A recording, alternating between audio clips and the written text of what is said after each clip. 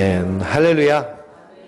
하나님께서 주시는 은혜와 평강이 우리 성도님들 위해 늘 충만하시기를 주님의 이름으로 축원드립니다. 우리 옆에 있는 분들하고 한번 인사해 보실까요? 주의 이름으로 환영합니다. 또 인사해 보세요. 주의 사랑으로 사랑합니다. 2019년 첫 주일을 우리가 하나님께 예배드립니다. 우리가 드리는 예배 가운데 함께 말씀으로 은혜 나눌 말씀은 은총과 귀중히 여김을 받으리라 라는 제목으로 함께 은혜를 나누도록 하겠습니다. 은총과 귀중히 여김을 받으리라. 우리 2019년도 우리 교회 표가요, 옆에 이렇게 붙여놨습니다. 마음으로 뜨겁게 서로 사랑하는 교회가 2019년도 우리가 목표를 가지고 힘써야 할 우리 선한 목자교회의 목표인 줄 믿습니다. 마음으로 서로 뜨겁게 사랑하는, 사랑을 하는데요, 일방적으로 사랑하는 것이 아니라 서로 뜨겁게 사랑하는 것이 우리 선한 목자교회 2019년도에 힘써야 할 일인 줄 믿습니다. 우리 옆에 있는 분들하고 한번 서로 또 인사해 보세요. 우리 서로 뜨겁게 사랑합시다. 네. 그냥 사랑하는 게 아니라요, 뜨겁게 사랑하는 것입니다. 뜨겁게. 이렇게 뜨겁게 사랑해서요, 2019년도 은총과 귀중히 여김을 받는 그런 한 해가 되시길 주님의 이름으로 축원드립니다. 새해가 밝았는데요, 새해에는 우리가 승리하는 한 해 될 수 있도록 하나님을 더 의지하고 마음과 생각을 주님께 고정시키고 주님을 더 의지하며 믿음으로 서시기 바랍니다. 우리가 나이를 한 살 먹으면 먹을수록 얼굴에 주름이 생기고 그리고 몸에 주름이 하나씩 더 늘어날지라도요, 우리 마음은 활짝 펴시기 바랍니다. 우리가 자동차 어디 긁어먹어서 찌그러져도요, 다시 피면 되는 것처럼 우리의 마음도 주님을 바라보면서 활짝 피는 것입니다. 그래서 2019년도에 우리의 믿음도 활짝 펴고 소망도 활짝 펴고 사랑은 더 활짝 피는 그런 한 해 되시길 주님의 이름으로 축복합니다. 우리가 살다 보면 캄캄한 터널을 지나는 것 같은 어려운 일이 닥치게 되죠. 다윗도 하나님의 인도하심을 따라 산다고 그렇게 담대하게 외치며 나아가는 사람이지만 그의 인생 가운데도 사망의 음침한 골짜기가 있었습니다. 그러나 해를 두려워하지 않은 것은 주님께서 나와 함께 하심이라. 다윗이 이렇게 고백하는데요, 하나님 나와 늘 함께 한다는 사실을 잊지 마시기 바랍니다. 주님은 임마누엘로 우리에게 오신 분이십니다. 우리와 함께 하시려고요, 하나님이 사람이 돼서 이 땅에 오신 분이 우리 예수님이십니다. 그 사랑이 우리 안에 늘 역사하시고 늘 능력으로 함께하여 주시는 줄 믿습니다. 그래서 성경을 읽어보면 하나님께서 하나님의 사람들, 주님의 택한 성도들을 도우시는 도우심의 방법이 있는데요, 그것이 뭐냐? 모든 것이 합력하여 선을 이루게 하심으로 도우시는 줄 믿습니다. 지금 당장 내가 보기에는 손해 같지만, 지금 당장 내가 보기에는 어려움 같지만, 이 어려운 터널, 사망의 음침한 골짜기를 건너보니까 이것이 하나님의 은혜의 길이고 하나님이 이끄시는 놀라운 이끄심의 길이란 것을 우리가 발견하며 믿음의 사람들을 고백하기를, 모든 것이 합력하여 선을 이루시는 하나님을 고백하게 되는 것을 우리가 말씀을 통해서 발견할 수 있습니다. 요셉을 보세요. 요셉은 형들의 미움을 받아서 그래서 구덩이에 빠졌습니다. 구덩이에서 빠졌는데 그 구덩이에 물이 없어서 목숨을 부지했습니다. 그 구덩이 속에서 꿈틀거리고 있는 요셉을 죽이지 못하고 그 형들이 어떻게 하였느냐? 노예로 팔아버렸죠.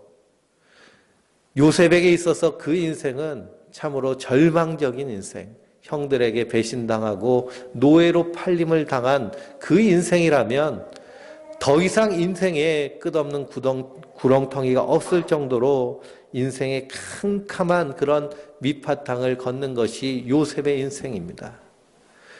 그러나 그 요셉의 인생 가운데서 하나님이 함께 하시는 것을 우리가 말씀을 통해 발견하게 됩니다. 그리고 하나님이 모든 것을 합력하여 선을 이루게 하여 주십니다. 그 요셉을 통해서 하나님 이루실 놀라운 하나님의 구원의 계획이 있으셨기 때문에 그 형들이 행한 악을 통하여서도 하나님 그것을 선하게 바꾸셔서 요셉을 애굽의 총리로 삼으시고 이스라엘을 한 민족 이룰 수 있도록 이 애굽에서 마치 인큐베이터 안에 아이를 보호하는 것처럼 그렇게 이스라엘을 보호하여서 한 민족 이루게 하시는 그 하나님의 일하심을 우리가 보게 됩니다. 그러므로 요셉도 나중에 그 형들 앞에서 고백하는 고백이 무엇이냐? 형들이여 두려워하지 마소서. 내가 당신들에게 원수 갚지 않겠습니다. 왜 그러냐? 하나님께서 악을 선용하셔서 그래서 오늘날 이와 같이 모든 세상 만민들을 구원하는 구원의 일을 나를 통해서 행하셨기 때문에 형들이여 두려워하지 마십시오 라고 고백을 합니다.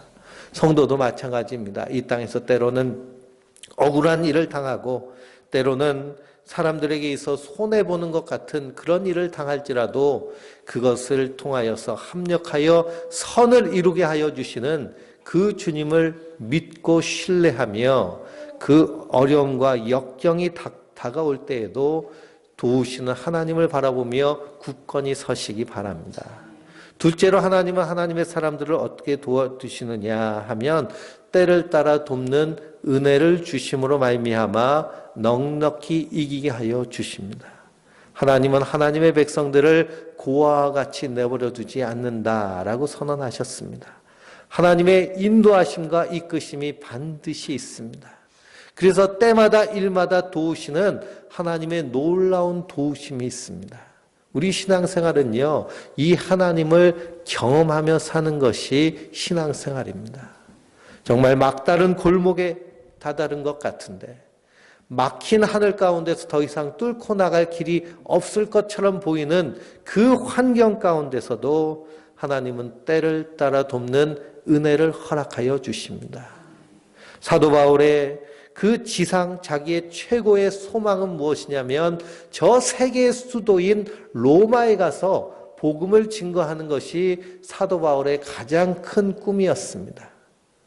그 로마로 가기 전에 사도 바울이 예루살렘에 잠깐 들려서 거기서 선교 헌금을 전해주고 그리고 그 예루살렘 성도들을 위로하고 로마로 가려는 그런 계획을 가지고 예루살렘에 갔을 때 황당하게도 이 유대인들에 의하여서 붙잡히고 고소당해서 3년이라는 기간 동안 감옥에 갇히게 됩니다. 그때 동안 여러 가지 생명의 위협을 당하는 그런 위협이 있었지만 때마다 도우시는 하나님의 도우심이 있었습니다. 유대인들이 돌로 사도 바울을 쳐서 죽이려고 하니 로마의 군대가 폭동이 일어난 줄 알고 오히려 사도 바울을 보호하고 지켜주는 일이 생깁니다. 그리고 사도 바울이 로마인이기 때문에 재판을 받는 모든 과정 가운데 이 애굽의 총독과 그리고 그 지역의 왕들에게 복음을 증거할 수 있는 복음의 찬스를 하나님 그에게 주십니다. 뿐만 아니라 로마로 가는 길, 세계의 수도인 로마는요, 지금 평양은 아무나 살 수 없는 그런 나라인 것처럼 로마도 아무나 들어갈 수 있고 들어오고 나갈 수 있는 그런 도시가 아닙니다. 그렇기 때문에 로마로 들어가고 싶어도 들어가지 못하는 사람들이 많은 것이 그 당시의 로마인데 하나님은 그 사도 바울을 로마 군병들의 그런 호위 아래서 로마로 들어가서 황제와 그리고 귀족들에게 복음을 증거할 수 있는 그런 찬스를 그에게 주신 것을 사도 바울의 인생을 통해서 발견할 수 있습니다. 그러므로 하나님은 반드시 하나님의 때를 따라 도우시며 인도하시며 역사하여 주시는 줄 믿습니다. 그 하나님의 돌보심이 바로 성도에게 있습니다. 그러므로 성도는 두려워할 것이 없습니다. 하나님이 나와 함께 하시며 그 하나님이 나를 사랑하시며 나를 인도하여 주시기 때문에 그러므로 성경에서 발견할 수 있는 말은 강하고 담대하라라는 말씀입니다.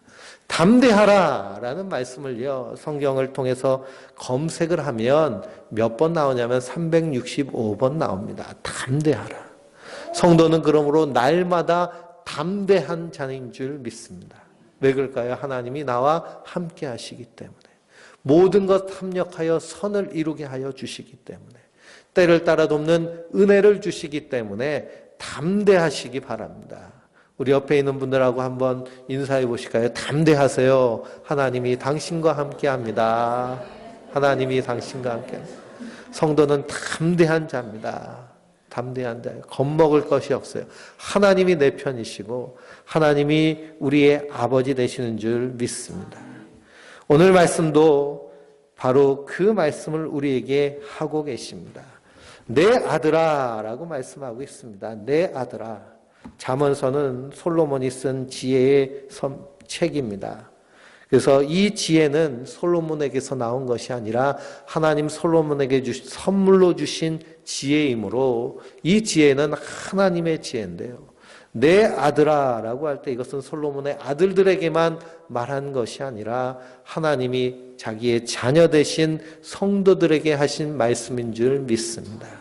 그러므로 하나님은 우리를 자녀와 같이 여기십니다.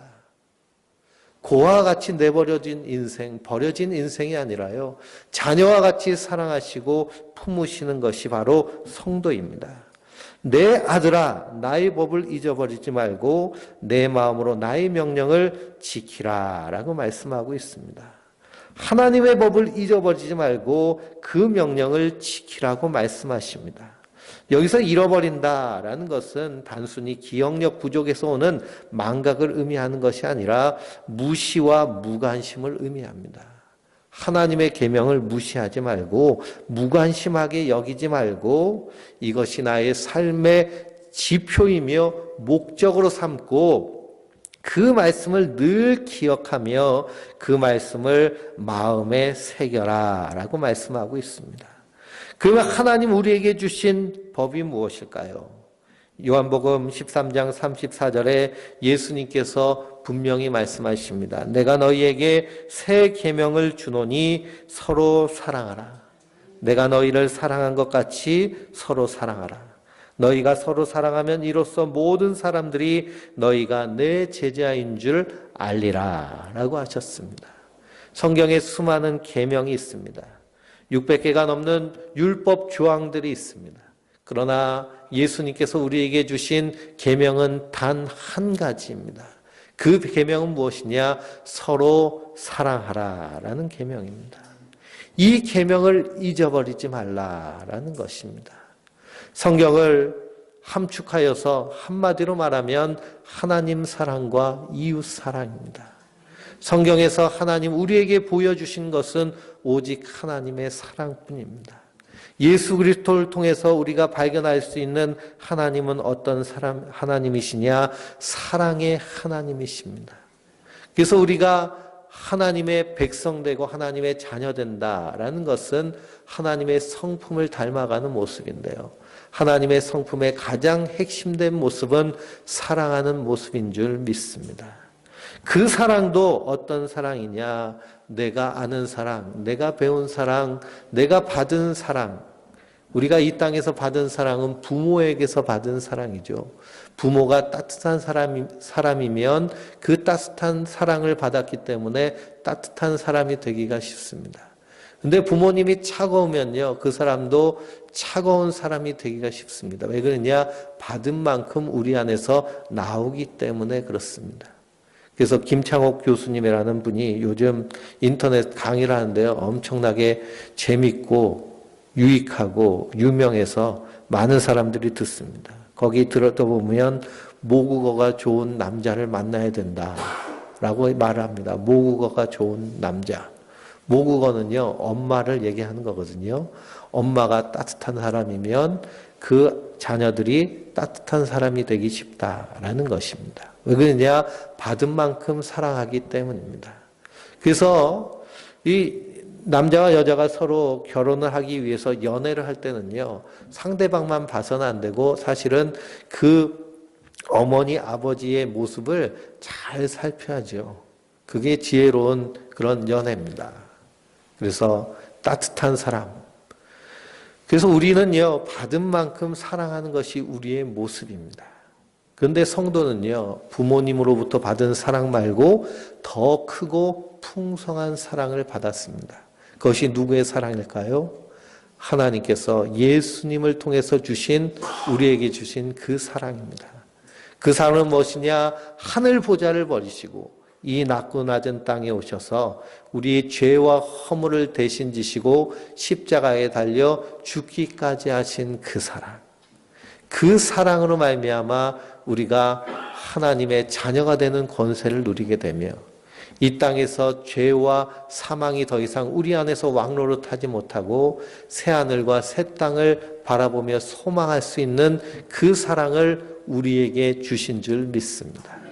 그래서 고린도전서 13장을 읽어보면 고린도전서 13장을 사랑장이라고 얘기합니다. 우리 한번 찾아보실까요? 고린도전서 13장입니다.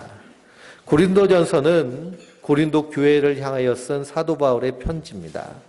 고린도전서 12장은 은사장이라고 해서요. 은사에 대한 얘기가 나옵니다. 은사에 대한 얘기. 그래서 은사가 여러 가지인데요. 그 은사에 대해서 말하면서 고린도전서 13장에 내가 너희에게 가장 큰 은사를 보이겠다라고 말합니다.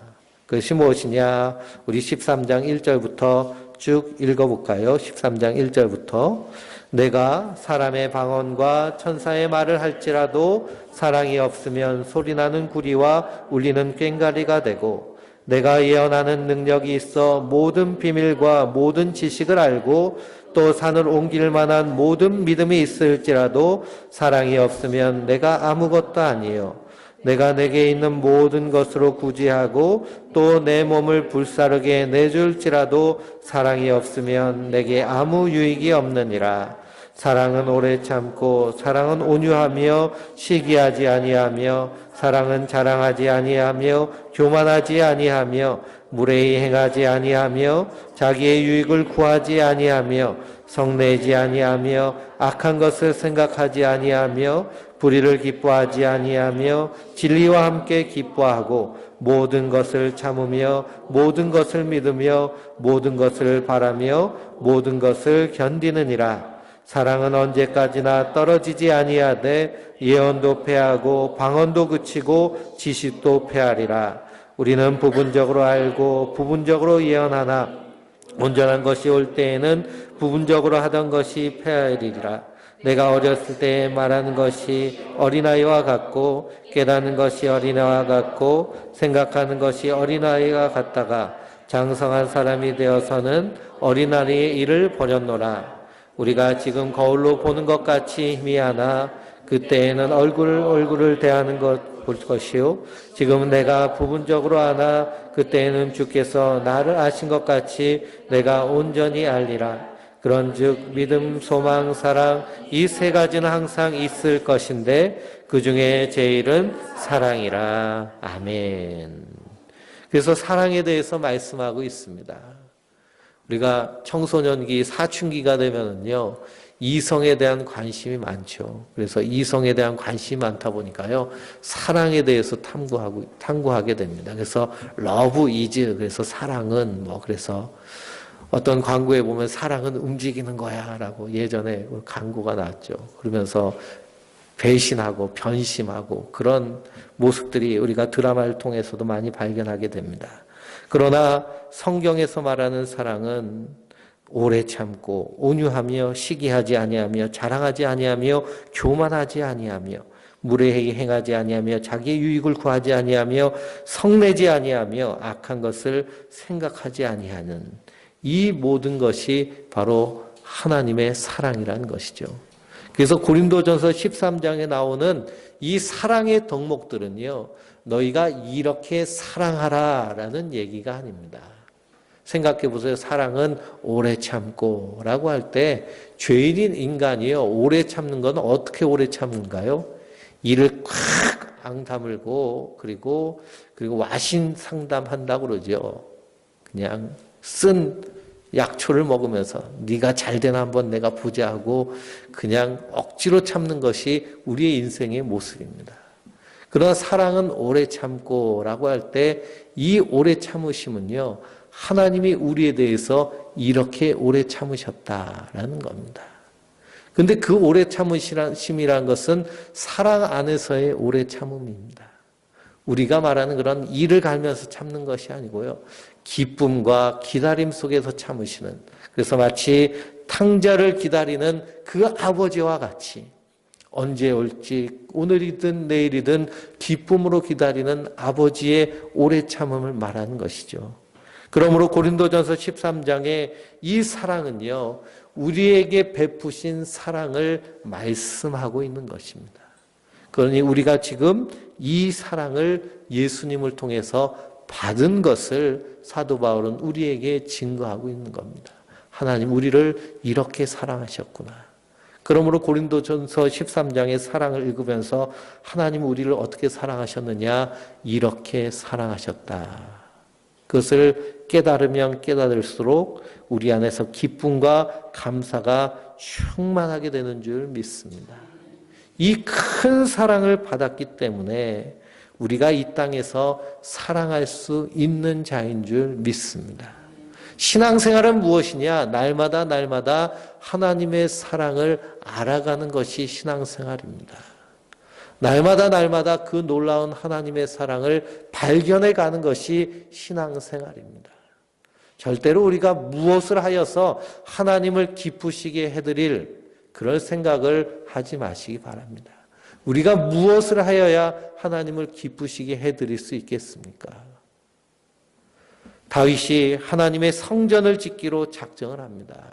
그리고 하나님의 성전을 짓겠다고 할 때 하나님 뭐라고 하십니까? 야, 이 온 천하 만국이 나의 것이고, 그리고 저 하늘이 나의 성전이고 이 땅이 나의 발등상인데 네가 무엇으로 성전을 지어서 나를 기쁘게 하겠냐라고 말씀하십니다.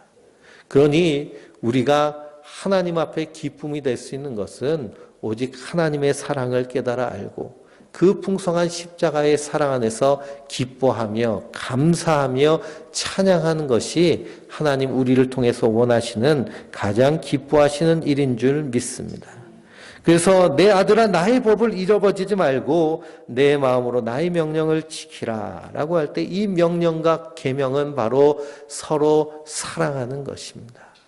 주님께서 나를 이렇게 사랑하신 것을 깨닫고 우리가 형제를 사랑하고 지극히 작은 자를 사랑하고 강도 만난 이웃과 같은 자를 사랑하고 어려움 당한 이를 사랑하는 그 사랑하는 모습을 통해서 주님 기뻐하시고 즐거워하시는 줄 믿습니다. 또 그렇게 사랑하는 자에게 하나님 복을 주시고 충만하게 채워주십니다. 그 복에 대해서 2절에 말씀하고 있죠. 그리하면 이것이 내가 장수하여 많은 해를 누리게 하며 평강을 더하게 하리라 라고 말씀하고 있습니다. 장수하리라 라고 말합니다. 그래서 요즘 어르신들은요, 인사를 할 때 이렇게 인사합니다. 9988-234 하고 인사를 해요. 9988-234. 옆에 있는 분들하고 한번 인사해 보실까요? 9988-234 해보세요. 9988-234. 9988-234가 뭔지 아세요? 99세까지 팔팔하게 살다가요, 231 앓다가 죽자라는 겁니다. 234는요, 231 앓다 죽자. 왜 그러냐? 그냥 한순간 가버리면 자녀들이 준비할 시간이 없잖아요. 혹시 외국에 살고 있는 자녀들이라도 와가지고 임종은 해야 되니까 2, 3일 아프면 이제 가족들이 연락을 해서 다 와서 임종을 보고 임종 예배 다 드리고 그리고 떠날 것을 소망하는 것이 이 요즘 이제 어르신들의 마음입니다. 99세까지 팔팔하게 살다가. 근데 요즘 막 100세도 막 넘기는 100세 시대를 우리가 살고 있죠. 그런데 오래만 산다고 그것이 축복이 되지 않습니다. 이건희 회장이 쓰러진 지 2년이 넘었는데요. 지금도 호흡기에 의지해서 그래서 살고 있습니다. 일반인이었으면 벌써 이 세상 사람이 되지 않았을 텐데 첨단 의학을 다 동원해서 생명을 연장하고 있습니다. 그렇게 생명을 연장하여도 자기 스스로 호흡하지 못하니 그것이 무슨 의미가 있나 우리가 생각해 볼 수 있죠. 그러니 이 땅을 떠나고 새하늘과 새 땅을 향하여서 기쁜 마음으로 떠날 수 있는 것, 이것이 하나님 주시는 장수 안에서 주시는 평강입니다. 그래서 평강이 없는 장수는 축복이 아니죠. 그래서 영원히 산다고 그것이 행복한 것이 아닙니다. 그러므로 하나님은 장수하는 그 장수의 축복 가운데 평강을 더하시는 분이십니다. 평강이란 외적으로는 안전을 말하고 외적으로는 만족을 말합니다. 그러니 외적으로는 안전하여지고 그리고 내면에서는 감사와 만족이 넘치는 것이 평강이죠. 하나님의 계명을 지키면 하나님 이렇게 평강하게 하여 주시는 겁니다. 그러므로 그 계명은 서로 사랑하는 것입니다. 가족끼리도요, 마음을 다해서 서로 뜨겁게 사랑해 보시기 바랍니다. 그러면 그 안에서 원망과 불평과 다툼이 있을 수가 없죠. 부부간에도요, 서로 뜨겁게 사랑하면 날마다 보는 얼굴이요, 기쁘고 즐겁고 행복합니다. 근데 그냥 서로 평생 원수가 돼서 호랑이, 개랑 고양이처럼 으르렁거리고 싸우면 하루하루 사는 것이 지옥과 같죠. 그러므로 우리가 서로 뜨겁게 사랑할 때 우리 안에서 하나님의 평강이 넘치도록 충만하여지는 줄 믿습니다. 그러므로 왜 우리가 이렇게 사랑해야 되느냐? 하나님이 나를 이렇게 사랑하셨기 때문입니다. 이렇게 사랑하셨기 때문에. 그 사랑은 오래 참음의 사랑입니다. 지금 당장 내 마음에 들지 않아도 하나님께서 때를 따라 돕는 은혜를 통해서 합력하여 선을 이루게 하여 주시는 도우심을 통해서 하나님이 이루어 가실, 일하실 그것을 바라보며 지금 이 순간 내 성질 가운데서는 불같이 일어나는 그런 화가 있을지라도 그것을 억누르고 하나님이 명령하시는 대로 사랑하는 것입니다. 그때 우리 안에서 평강이 넘치게 됩니다. 하나님의 은혜가 넘치게 됩니다. 그래서 3절 말씀에 인자와 진리가 내게서 떠나지 말게 하고 그것을 내 목에 매어 내 마음판에 새기라 라고 말씀하고 있습니다. 성경을 보면 하나님의 인자심이라는 말씀이 나옵니다. 이 하나님의 인자심이라는 말은요, 언약으로 맺어진 사랑을 말합니다. 하나님의 사랑은요, 그냥 말로만의 사랑이 아니고요, 약속하심으로 사랑하신 겁니다. 하나님이 아브라함을 부르시죠. 아브라함을 부르시고 아브라함과 언약을 맺으십니다. 하나님이 야곱을 부르시고 그 베델에서 하나님이 야곱과 언약을 맺으십니다. 그래서 성경을 읽어보면 하나님은 약속하시는 하나님입니다. 그래서 성경책을 신약 성경, 구약 성경이라고 얘기하죠. 구약은 옛적에 이스라엘 백성들과 하셨던 하나님의 약속이고 신약은 새롭게 예수님을 통해서 우리에게 하신 약속입니다. 그러므로 이 약속을 통해서 하나님 우리에게 약속하신 것은 내가 너를 사랑하노라 라는 그 약속입니다. 그 하나님의 약속을 진리 되신 그리스도 안에서 우리 마음판에 새기라는 겁니다. 한순간도 잊지 말아야 된다는 겁니다. 하나님의 그 사랑의 확신과 그 확증이 한순간이라도 우리 마음 가운데서 잊혀지면 마귀는 언제라도 그 틈을 타고 들어와서 우리 마음을 노락질하려고 합니다. 그럼 우리는 항상 마음속에 되새겨야 될 것은 하나님 나와 함께 하신다. 하나님 나를 사랑하신다. 지금도 나를 인도하신다는 그런 굳건한 확신 가운데 든든히 서야 될 줄 믿습니다. 우리의 마음은요, 심리학자들에 의하면 폭포수와 같다라고 얘기합니다. 폭포수와 같다. 그래서 물이 높은 곳에서 낮은 곳으로 떨어지는 것처럼 우리 마음도 높은 데서 낮은 데로 계속 떨어지는 것이 우리 마음이라는 겁니다. 그러니 우리의 마음이 얼마나 연약한지요. 조금만 어려운 일이 생기면 그러면 축 처져버리는 것이 우리의 마음이고, 근심 가운데 빠지는 것이 우리의 마음이고, 염려 가운데 빠지는 것이 우리의 마음입니다. 작년 여름에요, 저희 아이들이 미국을 갔습니다. 미국 고모댁으로 비행기를 타고 갔는데요.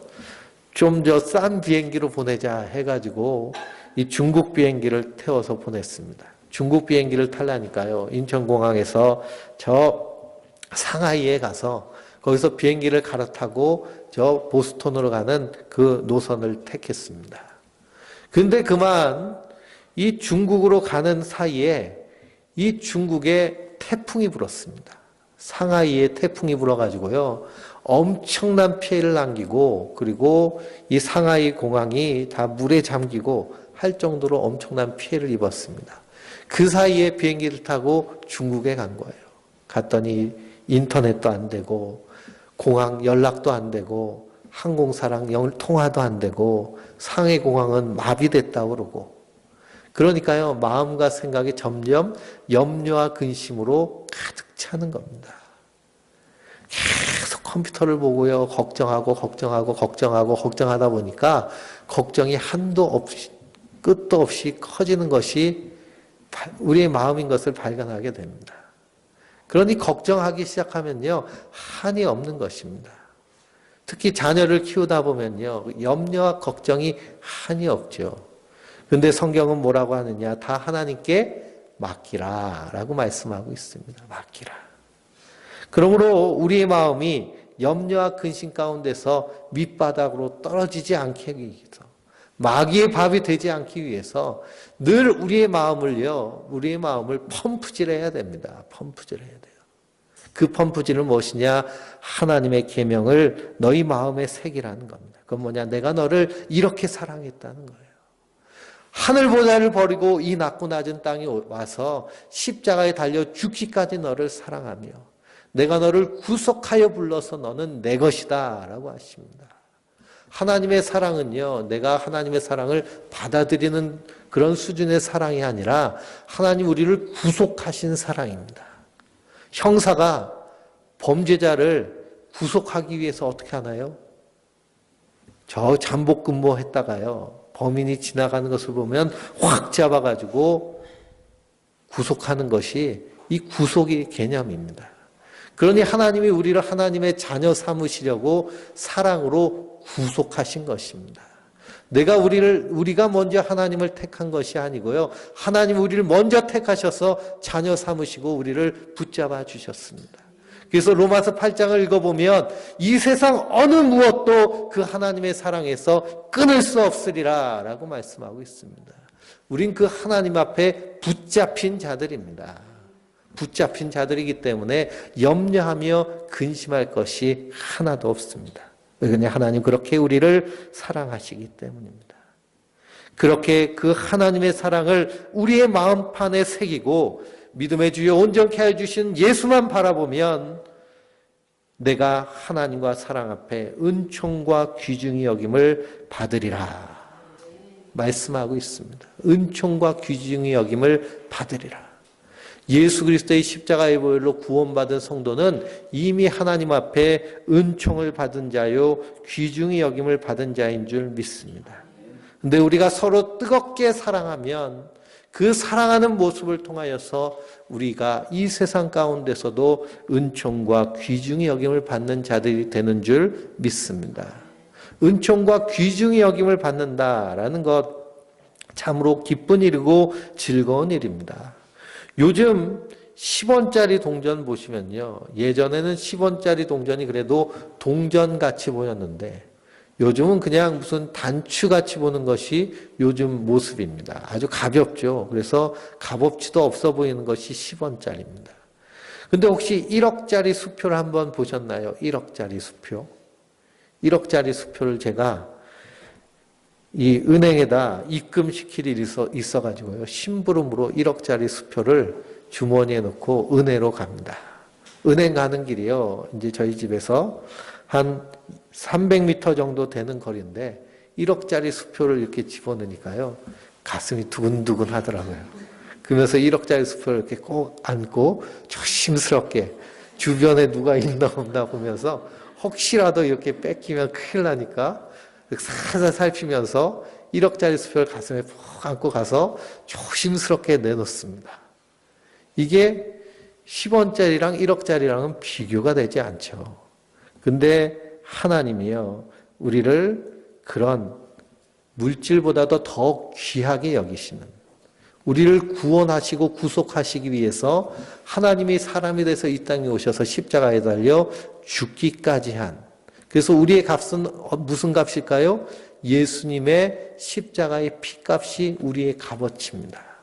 그러니 하나님 앞에 성도는 말할 수 없는 은총과 귀중히 여김을 받는 자들입니다.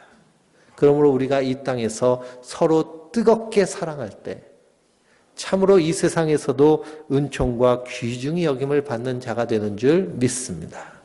이 땅에요, 아무리 가진 것이 많다 하여도 그것을 가지고 사랑하지 못하면 사람들에게 손가락질을 당하죠. 구두쇠라고 욕하고 자린고비라고 욕합니다. 그러나 그것을 하나님을 사랑하고 이웃을 사랑하는 데 사용해 보세요. 그러면 참으로 사람들 앞에 사랑받으며 칭찬받으며 존경받는 자로 서게 되는 것을 봅니다.